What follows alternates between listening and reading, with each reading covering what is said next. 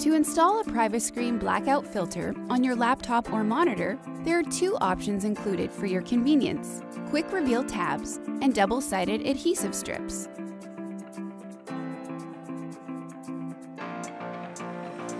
To install the quick reveal tabs, remove any debris from your monitor frame with the microfiber cloth provided. Then, separate the plastic tabs.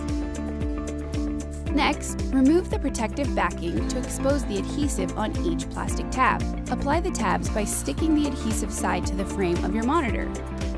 Prepare your filter for application by removing the clear protective film, pulling from the tab.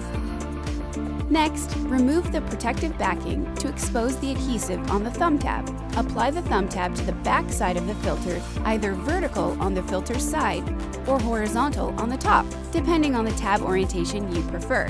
Once the tabs are in place, simply grab the thumb tab to slide the Privascreen filter onto your screen.